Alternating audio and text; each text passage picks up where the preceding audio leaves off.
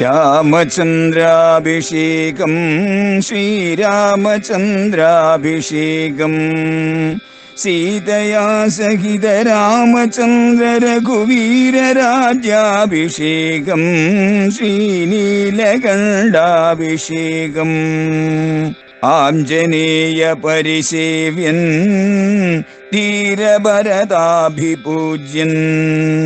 വീരലക്ഷ്മണ കുമാര ശത്രുഘ്ന സോദരാർച്ചിത പദാബ്ജൻ ശ്രീനീലകണ്ഠ ഹൃദയേശൻ രാമചന്ദ്രാഭിഷേകം ശ്രീരാമചന്ദ്രാഭിഷേകം ശിംശവാമൂലെ സുഖേനവാണിയിടിനാൻ. ശിംശവാ വൃക്ഷത്തിന്റെ ചുവട്ടില് സീതയോടൊപ്പം ലക്ഷ്മണകുമാരനോടൊപ്പം രാമൻ അന്ന് വസിക്കാൻ ഗംഗാതീരത്ത്. അവിടുന്ന് അകലെയല്ല, തൻ്റെ ഏറ്റവും അടുത്ത സുഹൃത്തായിരിക്കുന്ന ഗുഹന്റെ തലസ്ഥാനം ശൃംഗിവേരം. ഉടനെ തന്നെ ഗുഹൻ അതറിഞ്ഞു, രാമൻ വന്നു എന്ന്. രാമാഗമന മഹോത്സവം എത്രയും ആമോദം ഉൾക്കൊണ്ട് കേട്ടു ഗുഹൻ തഥാ. അപ്പോഴേക്കും ഗുഹൻ അറിഞ്ഞു. ഉടനെ തന്നെ ചാരന്മാർ ഓടി വന്ന് പറഞ്ഞു, രാജാവ് ചാരചക്ഷുസുകളാണ്, നാട്ടിൽ എന്തൊക്കെ നടക്കുന്നുണ്ട് എന്നുള്ളത് അവര് ചാരന്മാരിലൂടെ എപ്പോഴും അറിഞ്ഞുകൊണ്ടേയിരിക്കും. രാമൻ അവിടെ എത്തിക്കഴിഞ്ഞു എന്നറിഞ്ഞു. ശ്രീരാമചന്ദ്രൻ വരിക എന്ന് ചെയ്യാൻ പരമഭാഗ്യമാണ്. ഗുഹന് വളരെയേറെ സന്തോഷമുണ്ടായി. തൻ്റെ നാട്ടിൽ തൻ്റെ അടുത്ത സുഹൃത്ത്, തൻ്റെ ഹൃദയത്തിൽ വെച്ച് താൻ പൂജിക്കുന്ന തൻ്റെ ആരാധ്യ ദേവത രാമൻ ഇതാ വന്നു ചേർന്നിരിക്കുന്നു. ഗുഹൻ നിഷാദന്മാരുടെ രാജാവാണ്. അവിടെ ആ നദിയിൽ, ഗംഗാനദിയിൽ ആളുകളെ അക്കരെ ഇക്കര കടത്തുന്നതും മത്സ്യബന്ധനം ചെയ്യുന്നതും ഒക്കെ ആയിട്ടുള്ള നിഷാദന്മാരുണ്ട്.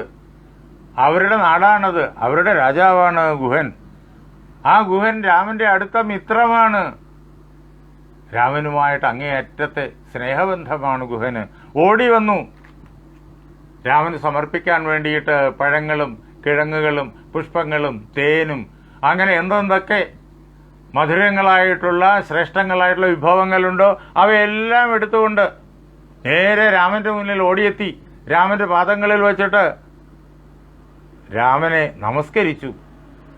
ഈ സമയത്ത് ശ്രീരാമചന്ദ്ര മഹാപ്രഭു തന്റെ കൂട്ടുകാരനായിരിക്കുന്ന ഗുഹനെ പിടിച്ചെഴുന്നേൽപ്പിച്ച് ഗുഹനെ തന്റെ മാറോടണച്ച് ആലിംഗനം ചെയ്തു.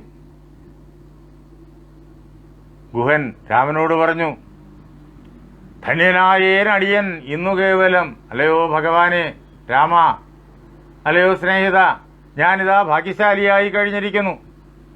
എന്റെ നൈഷാദ ജന്മവും പരമപവിത്രമായി കഴിഞ്ഞിരിക്കുന്നു. എന്റെ ഈ നാടുണ്ടല്ലോ ശൃംഗവേരപുരം, നിഷാദന്മാർ വസിക്കുന്ന നാട്, ഇത് മുഴുവൻ അങ്ങയുടേതാണ്. ഞാനും എന്റെ നാട്ടുകാരും എന്റെ കിങ്കരന്മാരും ഈ രാജ്യവും എല്ലാം അങ്ങയുടെ പാദങ്ങളിൽ സമർപ്പിതമായി കഴിഞ്ഞിരിക്കുന്നു. സങ്കടം കൂടാതെ രക്ഷിച്ചുകൊള്ളുക. അല്ലയോ രാമ, ഞങ്ങളെല്ലാവരെയും അങ്ങ് ഈ നാടിന് അധിപതിയായിട്ട് അങ്ങ് രക്ഷിക്കുക. ഈ രാജ്യം അങ്ങയുടേതാണ്, ഞാൻ അങ്ങയുടേതാണ്, ഈ നാട്ടുകാരെല്ലാം അങ്ങയുടേതാണ്. ഇങ്ങനെ ഗുഹൻ രാമനോട് പറയുമ്പോൾ ശ്രീരാമചന്ദ്രൻ പറഞ്ഞു, അല്ലയോ കൂട്ടുകാരാ, ഈ രാജ്യം അങ്ങ് തന്നെ പരിപാലിക്കേണ്ടതുണ്ട്. ഞാൻ അച്ഛൻ്റെ സത്യം പരിപാലിക്കാൻ വേണ്ടി കാനനത്തിലേക്ക് പോവാണ്. അതുകൊണ്ട് ഞാൻ ഗ്രാമങ്ങളിലോ നഗരങ്ങളിലോ ഒന്നും പ്രവേശിക്കില്ല. ഞാൻ കാട്ടിൽ തന്നെ ആയിരിക്കും 14 വർഷവും. അതിനാൽ ഈ രാജ്യം ഇത് എൻ്റെ കൂട്ടുകാരനായ അങ്ങയുടേതാണ്. അങ്ങ് പൂജ്യനാം, നീ പരിപാലിക്ക സന്തതം, നീ ആരാധ്യനാണ്. അങ്ങനെയുള്ള അങ്ങ് ഈ നാടിനെ ഭംഗിയായിട്ട് രക്ഷിച്ചുകൊള്ളുക. ഇത്രയും കാലവും നന്നായി രക്ഷിച്ചു, അങ്ങനെ തന്നെ വളരെ ഭംഗിയായിട്ട് രക്ഷിച്ചുകൊള്ളുക. അങ്ങ് കൊണ്ടുവന്നതായി ഈ വിഭവങ്ങൾ ഞാൻ സ്വീകരിച്ചു എന്ന് കരുതിക്കൊള്ളുക. അതിനെല്ലാം സ്പർശിച്ചു അദ്ദേഹം. ഞാൻ സ്വീകരിച്ചതായി കരുതിക്കൊള്ളുക. ഞാൻ ആര് തരുന്നതും ഈ വനവാസകാലത്ത് സ്വീകരിക്കില്ല. അതുകൊണ്ട് എനിക്ക് സ്വീകരിക്കാൻ പാടില്ല. ഞാൻ തന്നെ അല്ലെങ്കിൽ ലക്ഷ്മണകുമാരൻ കാനനത്തിൽ നിന്നിട്ട് കാനന വിഭവങ്ങൾ ശേഖരിക്കും. അതല്ലാതെ വേറൊരാൾ തരുന്നത് കഴിക്കാൻ എനിക്ക് പാടില്ല. എങ്കിൽ കാനനവാസം എന്നുള്ള ആ നിശ്ചയത്തിന് തടസ്സം അത്രയും വന്നു. അത് വരാൻ പാടില്ല, അതിൽ വീഴ്ച വരാൻ പാടില്ല. അതുകൊണ്ട് ഞാനിതിപ്പോൾ സ്വീകരിക്കുന്നില്ല, പക്ഷേ ഞാൻ സ്വീകരിച്ചു എന്ന് കരുതിക്കൊള്ളുക. അങ്ങ് തരുന്നത് ഒന്നും എനിക്ക് അസ്വീകാര്യമല്ല. സ്വീകരിച്ചില്ല എന്ന് കരുതരുത്. ഞാൻ സ്വീകരിച്ചു എന്ന് കരുതി സന്തോഷിക്കുക.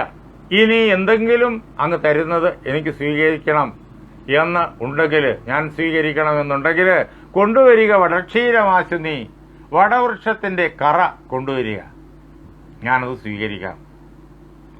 അങ്ങനെ വടവൃക്ഷത്തിന്റെ ആല്, അതിന്റെ കറ ഗുഹൻ ശേഖരിച്ച് കൊണ്ടുവന്ന് ശ്രീരാമൻ സമർപ്പിക്കുകയാണ്. ആ കറയെടുത്ത് തലമുടിയിൽ പുരട്ടി ജടയാക്കി അതിനെ ബന്ധിച്ചു. അതേപോലെ തന്നെ ലക്ഷ്മണനും. അന്ന് അവരെല്ലാവരും അവിടെ വസിച്ചു. രാമനും ലക്ഷ്മണകുമാരനും അതേപോലെ തന്നെ സീതയും സുമന്ത്രരും ഗുഹനും എല്ലാവരും അവിടെ തന്നെയാണ്. ആ ശൃഷഭാവൃക്ഷത്തിന്റെ ചുവട്ടിലാണ്, ഗംഗാതീരത്ത്. ഗുഹന്റെ അനുയായികളെല്ലാം, സൈനികരെല്ലാം അതിന് ചുറ്റുമായിട്ട് എല്ലാവർക്കും സുരക്ഷ ഒരുക്കിക്കൊണ്ട് അവരവരുടേതായ സൈനിക സമ്പ്രദായത്തിലുള്ളതായ സ്ഥാനങ്ങളിൽ വിന്യസിക്കപ്പെട്ട് നിൽക്കുന്നുണ്ട്. രാമൻ ഉറങ്ങി, സീതയും ഉറങ്ങി, ബാക്കി ആരും ഉറങ്ങുന്നില്ല. ഈ അവസരത്തിൽ ലക്ഷ്മണകുമാരനും അതേപോലെ ഗുഹനും തമ്മിൽ ശ്രീരാമചന്ദ്രനെ കുറിച്ച് സംസാരിക്കുകയാണ്. ഗുഹൻ പറഞ്ഞു, ശ്രീരാമചന്ദ്രന്റെ ഈ അവസ്ഥ കണ്ടിട്ട് എനിക്ക് വളരെയേറെ ദുഃഖമുണ്ടാകുന്നു. ഇതിനെല്ലാം കാരണം കൈകേയിയാണ്. ഒരിക്കലും ഇങ്ങനെ സംഭവിക്കാൻ പാടില്ലാത്തതായിരുന്നു. ഇങ്ങനെ ഗുഹൻ ലക്ഷ്മണനോട് പറഞ്ഞു. ഇങ്ങനെ ഗുഹന്റെ ദുഃഖം നിറഞ്ഞതായ വാക്കുകൾ കേട്ടിട്ട് ലക്ഷ്മണൻ ഗുഹനെ സാന്ത്വനപ്പെടുത്തുകയാണ്. ഇവിടെ നമുക്ക് മനസ്സിലാകും, 2-3 ദിവസങ്ങൾക്കപ്പുറം രാമൻ കാനനത്തിലേക്ക് പോകുന്നു എന്നറിഞ്ഞപ്പോഴേക്കും പ്രളയാഗ്നി പോലെ ജ്വലിച്ചിറങ്ങിയ ലക്ഷ്മണകുമാരൻ വില്ലുമെടുത്ത് ബന്ധിച്ചു താതനെയും പിന്നെ പരിബന്ധികളായുള്ളവരെയും ഒക്കെ അന്തകൻ വീട്ടിനയച്ച് എന്നും പറഞ്ഞ് പുറപ്പെട്ട ലക്ഷ്മണൻ എങ്ങനെയാണ് ആ ഉപദേശം കൊണ്ട് രാമൻ സാന്ത്വനപ്പെടുത്തിയത് എന്ന് നമ്മൾ കണ്ടു. രാമന്റെ ആ ഉപദേശം ഭംഗിയായി ലക്ഷ്മണനിൽ ഭരിച്ചിരിക്കുന്നു എന്ന് നമുക്ക് നല്ലൊരു തെളിവ് കിട്ടുന്നത് ഇവിടെയാണ്. ലക്ഷ്മണൻ ഗുഹനോട് പറഞ്ഞു, അല്ലയോ കൂട്ടുകാരാ, ഇത് നമ്മളുടെ ഓരോരുത്തരുടെയും കർമ്മത്തിന്റെ ഫലമാണ് എന്ന് മനസ്സിലാക്കണം. കൈകേയി മാതാവല്ല നമ്മുടെ ദുഃഖത്തിന് കാരണം, മന്ധരയുമല്ല, മഹാരാജാവായ ദശരഥനുമല്ല. ലോകത്തില് ആർക്കും വേറൊരാളുടെ ദുഃഖത്തിന് കാരണമായി തീരാൻ പറ്റില്ല. വേറൊരാൾക്ക് ദുഃഖം കൊടുക്കാൻ ആർക്കും പറ്റില്ല. കസ്യ ദുഃഖസ്യ കോ ഹേതുർജഗത്രേ കസ്യ സുഖസ്യ വാ കോപി ഹേതുസ്സഖേ. അല്ലയോ കൂട്ടുകാരാ, ഈ ലോകത്തിൽ ഒരാളുടെ ദുഃഖത്തിന് വേറൊരാള് ആരാണുള്ളത് കാരണമായിട്ട്? അതുപോലെ ഒരാളുടെ സുഖത്തിന് വേറെ ആരാണ് കാരണമായിട്ടുള്ളത്? വേറെ ആരും കാരണമല്ല. സുഖവും ദുഃഖമൊക്കെ ജീവിതത്തിൽ മാറി മാറി വരും.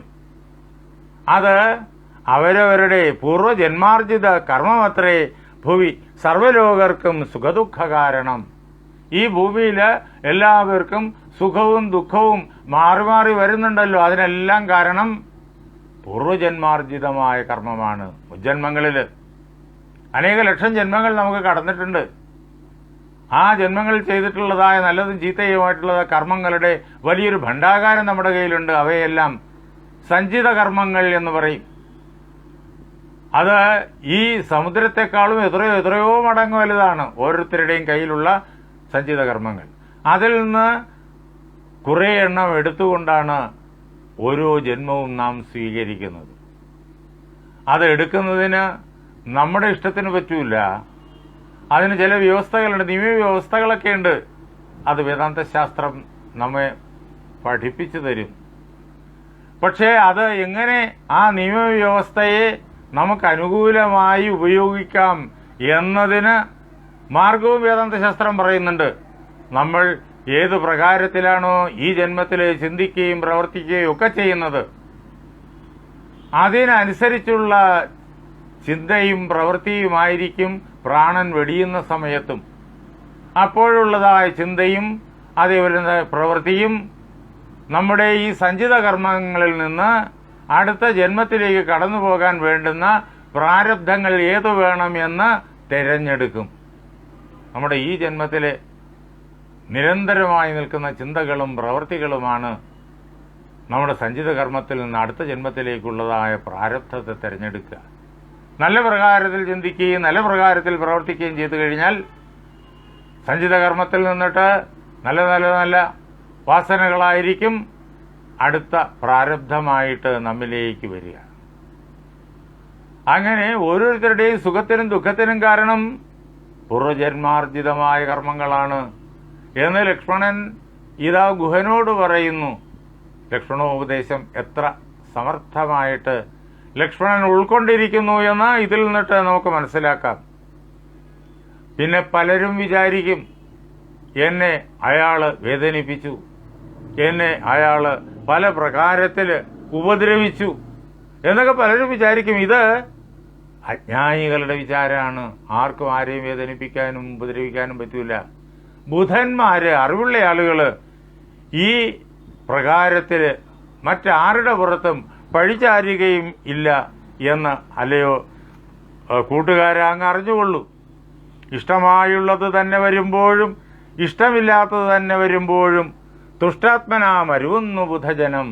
ബുധന്മാരായിട്ടുള്ള ആളുകൾ, അറിവുള്ള ആളുകൾ എന്താ ചെയ്യാന്ന് വെച്ച് കഴിഞ്ഞാൽ ഇഷ്ടമല്ലാത്തത് വരുന്ന അവസരത്തിൽ ഒരിക്കലും ദുഃഖിക്കില്ല, ഒരിക്കലും പരിഭ്രമിക്കില്ല, ഒരിക്കലും ആരെയും പഴിക്കില്ല. പിന്നെയോ തുഷ്ട്യാത്മന, സന്തോഷം നിറഞ്ഞതായ മനസ്സോടുകൂടി തന്നെ അവര് ആ ദുഃഖങ്ങളെ, ആ ക്ലേശങ്ങളെ, വിപരീതാവസ്ഥകളെ അഭിമുഖീകരിക്കും. എന്തുകൊണ്ട് എന്ന് വെച്ചു കഴിഞ്ഞാൽ അവർക്കറിയാം ഇത് പൂർവജന്മാർജിതമായ കർമ്മഫലമാണ് എന്ന്. ഇഷ്ടമായുള്ളത് വന്നാലും സസന്തോഷം സ്വീകരിക്കും, ഇഷ്ടമല്ലാത്തത് വന്നാലും സസന്തോഷം സ്വീകരിക്കും. ഇഷ്ടമായുള്ളത് വരുമ്പോൾ, മനസ്സിന് ഹിതകരമായി തോന്നുന്നത് വരുമ്പോൾ ഒരിക്കലും അതിലെ പരിധിയില്ലാത്ത പ്രകാരത്തിൽ സന്തോഷിക്കില്ല. വിപരീതമായിട്ടുള്ളത് വരുമ്പോൾ ദുഃഖിക്കുകയുമില്ല, ആരെയും പഴിക്കുകയുമില്ല. എല്ലാം സസന്തോഷം സ്വീകരിച്ച് തുല്യമായ മനസ്സോടുകൂടി സുഖദുഃഖേ സമയകൃത്വ ലാഭാലാഭവും ജയാജയവും. ഭഗവത്ഗീത. ലാഭത്തെയും അതേപോലെ നഷ്ടത്തെയും അതേപോലെ ജയത്തെയും പരാജയത്തെയും സുഖത്തെയും ദുഃഖത്തെയും, ഇതൊക്കെ ദ്വന്ദ്വങ്ങളാണല്ലോ. അവയെ തുല്യമായി കണ്ടുകൊണ്ട് ജീവിതത്തിൽ താൻ ചെയ്യേണ്ടതായ കർത്തവ്യങ്ങളെല്ലാം ഭംഗിയായി നിരന്തരം ചെയ്യുക എന്നുള്ളതാണ് ബുധന്മാരുടെ രീതി. അതാണ് കർമ്മ യോഗാവസ്ഥ. ഇത് ഇവിടെ ഗുഹനോട് ലക്ഷ്മണൻ പറയുന്നത് നമ്മൾ കേൾക്കും. കർമ്മങ്ങൾ സംഘങ്ങൾ ഒന്നിലും കൂടാതെ, കർമ്മഫലങ്ങളിൽ കാംക്ഷയും കൂടാതെ. ലക്ഷ്മണോപദേശം രാമൻ ലക്ഷ്മണന് ഉപദേശിച്ചു കൊടുത്തത് കർമ്മങ്ങളെല്ലാം വിധിച്ചവണ്ണം പരബ്രഹ്മണി നിത്യം സമർപ്പിച്ച് ചെയ്യണം. കർമ്മയോഗം അത് ലക്ഷ്മണന്റെ മനസ്സിൽ നിറഞ്ഞു നിൽക്കുന്നു. അതാണ് ഗുഹനോട് ലക്ഷ്മണൻ പറയുന്നത്. അഥവാ ഗുഹനെ ഉപാധിയാക്കിക്കൊണ്ട് ഈ അനുഗ്രഹം നമ്മിലേക്കാണ് വരുന്നത്. അങ്ങനെ സുഖത്തിൽ മതിമറക്കാതെയും ദുഃഖത്തിൽ വേദനിക്കാതെയും സന്തുലിത മാനസ്ഥനായിട്ട് ചെയ്യേണ്ട കാര്യങ്ങളെല്ലാം ഭംഗിയായി നിർവഹിക്കുക എന്നുള്ള കർമ്മയോഗം. ഇങ്ങനെ അവർ സംസാരിച്ച് നിൽക്കുമ്പോഴേക്കും സൂര്യൻ ഉദിച്ചു. ശ്രീരാമചന്ദ്രൻ ഉടനെ തന്നെ ഗുഹനോട് പറഞ്ഞു, ഞങ്ങൾക്ക് ഗംഗയ്ക്ക് മറുകരയിൽ പോകണം, കൂട്ടുകാര തോണി കൊണ്ടുവരൂ.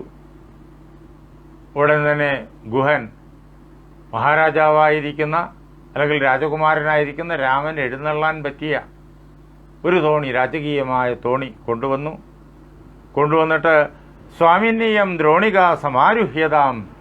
ഗുഹൻ രാമനോട് പറയാണ്, ഈ ദ്രോണികയിലേക്ക്, ഈ തോണിയിലേക്ക് സംസ്കൃതപദങ്ങളും ഭാഷാപദങ്ങളും തമ്മിലുള്ള ബന്ധം, അതും ഭാഷാശാസ്ത്രവും അതും നമ്മളിവിടെ ചിന്തിക്കണം. ദ്രോണിക, തോണി. ഈ തോണിയിലേക്ക് അങ്ങ് കയറിയാലും, സമാരുഹ്യതാം, അങ്ങ് കയറിയാലും എങ്ങനെ? സൗമിത്രണ ജനകാത്മജയാ സമം. ലക്ഷ്മണകുമാരനോടൊപ്പം അങ്ങ് ഈ തോണിയിൽ കയറുക, സീതയോടൊപ്പം അങ്ങ് ഈ തോണിയിൽ കയറുക. ഇങ്ങനെ അവർ മൂവരും തോണിയിൽ കയറി സുമന്ത്രർക്ക് അവിടെ ഇതെല്ലാം കണ്ടുകൊണ്ട് നിൽക്കുകയാണ്. സുമന്ത്രർക്കും രാമനോടൊപ്പം കാട്ടിലേക്ക് പോകണം, ഈ തോണിയിലേറണം എന്ന് വലുതായ ആഗ്രഹം. സുമന്ത്രര് തന്നെയും കൊണ്ടുപോകണം എന്ന് രാമനോട് അഭ്യർത്ഥിക്കുന്നു. രാമൻ പറഞ്ഞു, ഇല്ല, അങ്ങ് ദശരഥ മഹാരാജാവിൻ്റെ മന്ത്രിയാണ്, അങ്ങയ്ക്ക് 1000 ജോലികൾ അവിടെ അയോധ്യയിൽ നിർവഹിക്കാനായിട്ടുണ്ട്, അങ്ങ് എത്രയും വേഗം മടങ്ങിപ്പോകണം എന്ന് പറഞ്ഞ് അവിടെ ചെന്ന് കഴിയുമ്പോഴേക്കും അച്ഛനോട് പറയേണ്ടതായ സന്ദേശം അതും സുമന്ത്രർക്ക് പറഞ്ഞു കേൾപ്പിച്ച് നിർബന്ധിച്ച് സുമന്ത്രരെ പറഞ്ഞേക്കുകയാണ്. തോണി ആ കടവിൽ നിന്നിട്ട് ഗംഗ കുറുകയെ മുറിച്ച് മറുകരയിലെത്തി. അവിടെ ചെന്നു. അങ്ങനെ പോകുന്ന വഴിക്ക് ഗംഗയെ പ്രാർത്ഥിക്കുന്നുണ്ട്. സീതാദേവി, രക്ഷിച്ചുകൊള്ളുക, നീ ആപത്തു കൂടാതെ, ദക്ഷാരിവല്ലഭേ ഗംഗേ നമോസ്തുതേ. അല്ലയോ ദേവി, ദക്ഷാരിവല്ലഭേ, ദക്ഷന്റെ ശത്രുവായിരിക്കുന്ന സാക്ഷാൽ മഹാദേവന്റെ പ്രിയപത്നിയായിരിക്കുന്ന അല്ലയോ ഗംഗേ, അല്ലയോ ദേവി, നീ ഞങ്ങളെ രക്ഷിച്ചുകൊണ്ടാലും ഞങ്ങൾ നിന്നെ പൂജ ചെയ്യുന്നുണ്ട് എന്നിങ്ങനെ ഗംഗയെ പ്രാർത്ഥിച്ച് അവര് സത്വരം പാരകൂലം ഗമിച്ചിടിനാർ. ആ നദിയുടെ മറുകരയിൽ വളരെ വേഗത്തിൽ എത്തിച്ചേർന്നു. അവിടെ അവരിറങ്ങി. ആ അവസരത്തിൽ ശ്രീരാമചന്ദ്രൻ ഗുഹനോട് മടങ്ങിപ്പോകാനായിട്ട് ആവശ്യപ്പെട്ടു. ഗുഹനോട് മടങ്ങിപ്പോകാൻ രാമൻ ആവശ്യപ്പെടുമ്പോഴേക്കും ഗുഹന് സമ്മതമില്ലായിരുന്നു. പറഞ്ഞു, അല്ലയോ ഭഗവാനെ, ഞാൻ അങ്ങയോടൊപ്പം അങ്ങയുടെ ഈ കാനനവാസകാലത്ത് മുഴുവനും ലക്ഷ്മണകുമാരൻ എങ്ങനെയാണോ അങ്ങയെ സേവിക്കുന്ന അതേ പ്രകാരത്തിൽ അങ്ങയെ സേവിച്ചുകൊണ്ട് അങ്ങയോടൊപ്പം കഴിയാം. അതിനുവേണ്ടി ഈ സേവകനായ എന്നെ അങ്ങ് അനുവദിക്കണം. രാമൻ പറഞ്ഞു, ഇല്ല, അങ്ങ് ശൃംഗവേരപുരത്തിന്റെ അധിപതിയാണ്.